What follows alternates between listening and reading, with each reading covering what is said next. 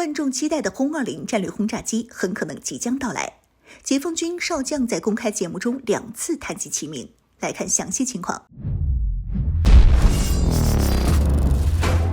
Hello， 各位老铁，大家好，欢迎收看本期密财户，我是虎妞。近日，国防大学教授孟祥青少将在央视4台的电视节目《今日关注》中，反复2次强调了解放军武器装备更新换代，包括轰20隐形战略轰炸机的消息。这一下引起了广大网友的热议，或许空军或将迎来新型大飞机。3号开始，中国人民解放军东部战区陆军部队在台湾海峡实施了远程火力实弹射击训练，对台湾海峡东部特定区域进行了精确打击，取得了预期效果。央视4台电视节目《今日关注》就解放军试射火箭炮和导弹的演训，请来了国防大学教授孟祥青少将进行详细解读。孟祥青少将表示，战区成体系要多元素运用多种火力，解放军191火箭炮在此次试射中表现出色。这款火箭炮射程可以覆盖台岛全境，并且造价便宜，以大陆的工业产能来说，可以大量生产列装。而且近期解放军武器装备更新迭代的速度也非常快，包括陆战装备、大型的水面舰艇，还有20系列，比如歼20、轰20、运20，以及东风快递的多种型号导弹换装。值得注意的是，孟祥青少将在节目中反复提及了轰20战略轰炸机的存在，引起广大网友的热烈讨论。有网友认为，孟祥青少将在节目上提及轰20隐身轰炸机的动向，很可能轰20的研制工作已经进入尾声，后续还可能在近期进行首飞。那么事实果真如此吗？虎妞认为，主要是关于轰20隐形轰炸机的相关消息实在是太少，无法确定轰20项目的具体动向。不过，此前美媒1945则宣称，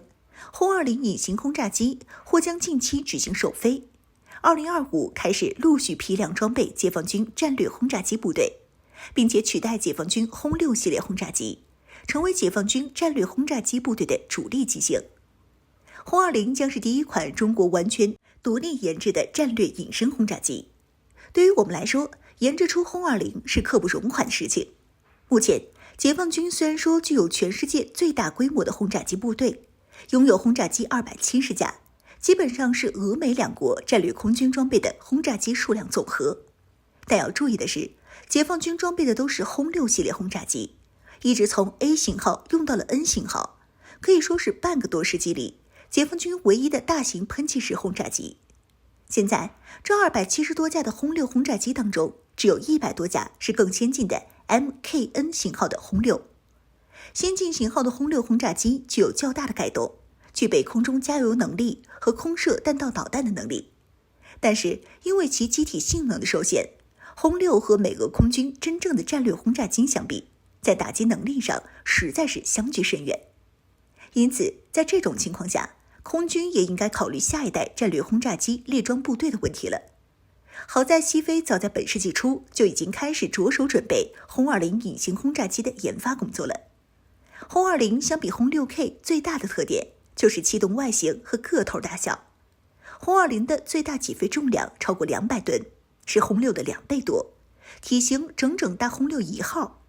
轰20的载弹量可谓是史无前例，最大可以挂载超过40吨的常规航弹和制导武器。轰20航程超过1万千米，相比轰6具有大幅度提升。在战时，经过一次运油20空中加油后，可以直飞美国本土腹地进行战略打击行动。而且与轰6的常规气动外形不同，轰20采用飞翼式布局，类似于美国的 B2 隐形轰炸机。轰20采用此类布局的原因，就是具有非常良好的隐身能力。飞翼式布局的最大好处就是无垂尾，飞机机翼和机身呈现一体式结构，没有明显的棱棱角角。当然，要做到对敌方雷达波有效屏蔽，这些还远远不够。